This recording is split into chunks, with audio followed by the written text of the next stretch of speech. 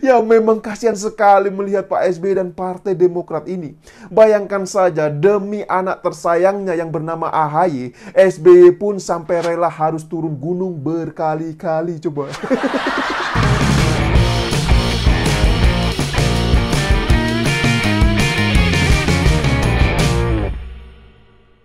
Ya, jumpa lagi dengan saya, Jujur Muhammad. Setelah kemarin SBY turun gunung dan membuat pernyataan kontroversi yang konon akan ada kecurangan di Pilpres 2024, maka netizen pun ramai-ramai membongkar borok SBY dan Partai Demokrat. Ya memang kasihan sekali melihat Pak SBY dan Partai Demokrat ini. Bayangkan saja demi anak tersayangnya yang bernama AHY, SBY pun sampai rela harus turun gunung berkali-kali coba. Bahkan dalam catatan saya, sekitar ini sudah sebanyak 5 kali SBY menyatakan turun gunung. Ya meskipun kita semua ini gak ada yang tahu juga, emangnya sejak kapan SBY naik gunung ini? Kok tiba-tiba selalu turun gunung coba? Bahkan yang lebih ngeri lagi adalah bukan hanya SBY yang turun gunung untuk membela AHY, tapi menantunya yang bernama Anissa Pohan pun turut serta turun gunung untuk membela seorang AHY coba. Luar biasa memang keluarga Cemara ini. Maksudnya keluarga Cikeas. Coba bayangkan sajalah, sampai menantunya pun ikut turun tangan demi membela seorang SBY dan AHY. Mungkin ya SBY saja ini belum cukup untuk membela AHY. Makanya Anissa Pohan pun sampai harus turun tangan membela suaminya yaitu AHY. Jadi melalui akun Twitter pribadinya ya, Anissa Pohan diketahui turut membela SBY dan AHY. Bahkan dia juga menyebut kalau AHY adalah sosok pemimpin yang berprestasi, begitu katanya. Lah emangnya sejak kapan AHY ini jadi pemimpin? Emangnya prestasi apa saja yang sudah dilakukan oleh AHY? Waktu di TNI pun, dia ini cuma menjabat sebagai mayor. Jadi prestasi apa yang dimaksud oleh Anissa Pohan coba? Ya jujur saja ya, melihat Anissa Pohan turun gunung membela suaminya, saya kok jadi semakin yakin. Ya yakin kenapa? Yakin bahwasanya memang AHY ini masih belum cukup matang untuk terjun di dunia politik. Ya mungkin persepsinya ini terkesan dipaksakan. Mengapa saya katakan demikian? Ya karena menurut saya ya, ketika seseorang ini melibatkan istrinya dalam perdebatan politik secara vulgar seperti itu, apalagi sampai harus membela suaminya yang mendapatkan banyak sekali kritikan di media sosial, justru itu menunjukkan betapa lemahnya seorang suami.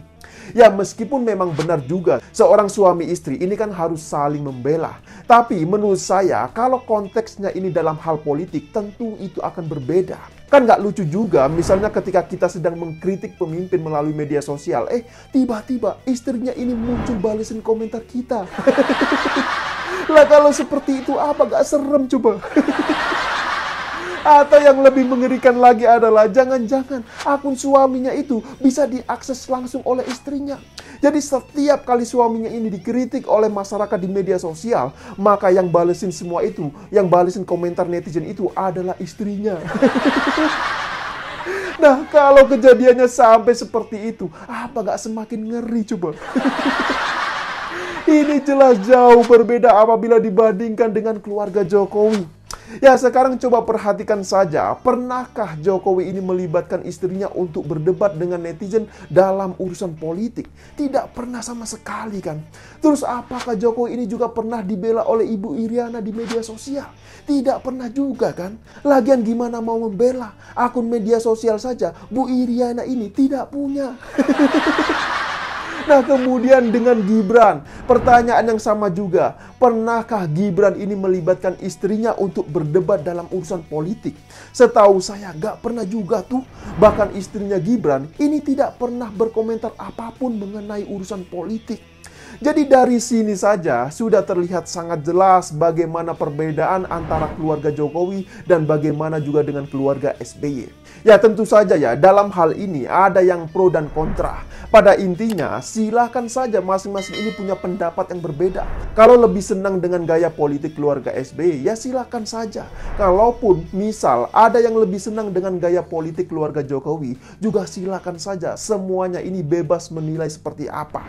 Nah, balik lagi soal SBY yang katanya turun gunung. Jadi cerita SBY turun gunung ini sebenarnya bukanlah yang pertama kali, tapi sudah berkali-kali. Ya, misal pada tahun 2009, SBY ini pernah turun gunung untuk atasi persoalan kisruh yang terjadi di DPR RI. Kemudian pada tahun 2014, SBY juga pernah turun gunung lagi menjadi juru kampanye Partai Demokrat. Nah, kemudian pada tahun 2017, lagi-lagi SBY turun gunung untuk menjadi juru kampanye anaknya yang saat itu mencalonkan diri sebagai calon gubernur DKI Jakarta. Ya, tapi sayangnya AHY akhirnya kalah di saat putaran pertama. Dari sini saja sudah kelihatan, bisa dikatakan bahwa pengaruh SBY di mata masyarakat ini sudah tidak kuat lagi. Zaman sudah berganti dan SBY bukanlah sosok yang punya pengaruh kuat lagi. Apalagi bicara soal pilkada, tentu ini yang dipandang adalah sosok calonnya. Jadi bukan sosok siapa bapaknya. Ya nggak mungkin juga kan, masa yang mau jadi kepala daerah itu anaknya, tapi justru yang selalu diunggul-unggulkan ini adalah nama bapaknya. Dan itulah yang selama ini menurut saya terjadi pada sosok AHY. Coba perhatikan, sekalipun ya, AHY ini belum pernah memiliki prestasi di bidang pemerintahan. Ya makanya tidak heran apabila AHY cuma bisa membanggakan prestasi bapaknya. Ya misalnya selama 10 tahun SBY menjabat sebagai Presiden RI, beliau ini terbukti sukses menciptakan 5 album dan 40 lagu. Nah, tapi adanya ketika sudah tidak menjabat lagi sebagai presiden ya, jangankan album baru, satu lagu pun ini tidak pernah dirilis lagi oleh Pak SBY. Ya, tapi jujur saja, sampai detik ini saya belum tahu mengapa SBY selalu membayangi anaknya. Hal ini tentu jauh berbeda jika dibandingkan dengan Jokowi dan Gibran. Jokowi ini jelas tidak ingin menjadi bayang-bayang bagi anaknya. Coba perhatikan saja, Gibran dibiarkan mandiri menapaki dunia politik yang dimulai dari menjadi wali kota Solo. Jadi bukan ujuk-ujuk langsung pengen jadi gubernur, apalagi langsung menjadi presiden. Lah sementara AHY mau jadi gubernur saja, ini gagal kok, malah dia ini ujuk-ujuk pengen jadi presiden coba. Nah, kemudian berlanjut pada Pilpres tahun 2019, SBY lagi-lagi juga turun gunung untuk mendukung Prabowo melawan Jokowi. Jadi saat itu SBY dan elit kader Partai Demokrat sangat percaya diri mereka ini bisa menumbangkan Jokowi. Tapi ya begitulah, meskipun SBY sudah turun gunung untuk mendukung Prabowo, namun lagi-lagi Prabowo pun gagal mengalahkan Jokowi. Dan yang mengenaskan lagi adalah ketika Gerindra resmi bergabung menjadi bagian dari koalisi pendukung Jokowi, akhirnya Demokrat dan PKS pun cuma bisa nyinyir menjadi partai oposisi. Memang kasihan sekali melihat Demokrat dan PKS ini setelah yang didukung kalah. Mereka ini malah dibiarkan sendiri coba. Nah, yang terakhir kali SBY menyatakan turun gunung adalah ketika acara Rapat Pimpinan Nasional atau Rapimnas Partai Demokrat. Jadi total ini saya hitung sudah 5 kali SBY turun gunung demi partai dan anaknya. Tapi ya sayangnya semua yang dilakukan SBY ternyata malah menjadi bumerang.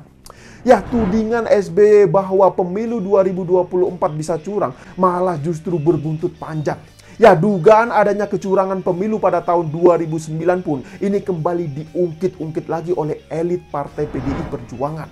Ya, misalnya seperti Adian Napitupulu dan Hasto Kristianto, sekjen dari PDI Perjuangan. Jadi semua dugaan kecurangan pada pemilu tahun 2009 pun ini diungkap lagi oleh Hasto maupun Adian.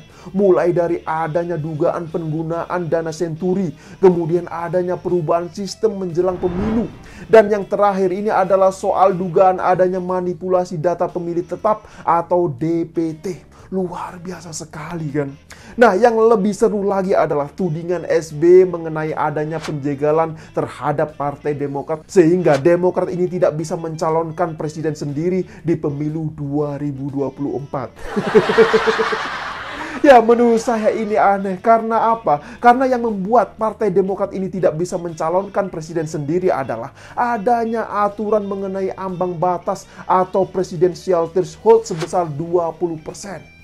Jadi presidensial threshold ini adalah ambang batas perolehan suara yang harus diperoleh partai politik dalam suatu pemilu untuk dapat mengajukan calon presiden maupun calon wakil presiden. Nah, artinya apa? Artinya presidensial threshold ini menjadi syarat bagi seseorang untuk dapat mencalonkan diri sebagai presiden atau wakil presiden di pemilihan umum atau pemilu. Nah, saat ini suara Demokrat tidak memenuhi syarat tersebut. Padahal aturan tersebut dibuat ketika SBY ini sedang berkuasa. Nah, tapi anehnya sekarang SBY justru merasa dicurangi oleh aturan yang dibuat sendiri. Nah, ini kan jadi lucu sekali, bener gak? Ya mungkin inilah yang dinamakan senjata makan tuan. Makanya kalau sedang berkuasa, jangan membuat aturan seenaknya. Giliran sekarang ini gak bisa calonkan presiden dari partainya sendiri. Lah kok malah pihak lain coba yang disalahkan. Nah, ini gimana coba? Nah, jadi gimana? Apakah sampai di sini sudah paham semua? Ya, silakan berikan komentarnya di bawah. Ya, saya kira demikian dululah opini singkat Okedum kali ini. Pesan saya buat AHY. Sebelum mimpi menjadi presiden, alangkah baiknya AHY ini mencalonkan diri dulu sebagai wali kota. Kalaupun memang belum berhasil menjadi wali kota, maka bisa juga mencoba untuk mencalonkan diri sebagai kepala desa. Gimana, setuju kan? Ya, saya pikir itulah. Tidak lupa saya ingatkan, jaga terus NKRI. Terima kasih buat yang sudah like dan menonton video ini dari awal hingga akhir. Dan sampai jumpa di episode Okedum selanjutnya.